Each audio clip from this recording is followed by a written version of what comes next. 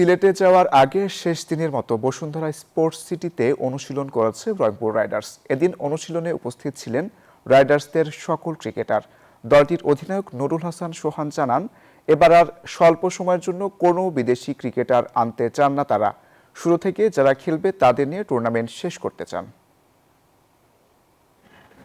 শীতের কুয়াশাচ্ছন্ন সকাল, বসুন্ধরা স্পোর্টস সিটিতে রাইডার্সদের পদচারণা। পুরো দলের অনুশীলনে মধ্যমণি হেড কোচ মিকি আর্থার। তার কথা মনোযোগ দিয়ে শুনেছেন ক্রিকেটাররা। এরপর ম্যাচ সিনারিওতে সেন্টার উইকেটে চলেছে ব্যাট বলের লড়াই। শেষ ওভারে কিভাবে ব্যাটার ও বোলারদের মধ্যে লড়াই চলে সেই পরিবেশও তৈরি করা হয়েছে। যুক্তরাষ্ট্রের এক নম্বর জিম চেইন গোল্ড জিম এখন আবারও বাংলাদেশে। বসুন্ধরা আবাসিক এলাকা ও বসুন্ধরা সিটি শপিং মলে। ঢাকায় শেষ দিনের অনুশীলনে টিম অধিনায়ক নুরুল হাসান সোহান জানালেন নিজেদের পরিকল্পনা। এই টুর্নামেন্টে আমরা কিভাবে অ্যাজ এ টিম হিসেবে খেলতে পারি, কারণ টিম হিসেবে আমার কাছে মনে হয় যে খেললে আমরা আমাদের সেরাটা খেলতে পারবো। এবারও বিপিএল শুরুর আগে ঘটে যাওয়া কিছু অনাকাঙ্ক্ষিত ঘটনা নিয়েও কথা বলেন রাইডার্স অধিনায়ক।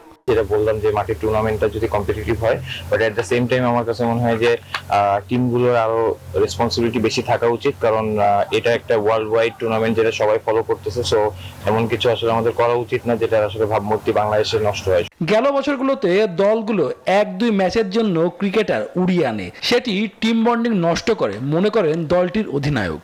আমার কাছে মনে হয় যে হয়তো বিদেশিদের আসা যাওয়ার ভিতরে একটা প্রবলেম সবসময় হয়ে থাকে।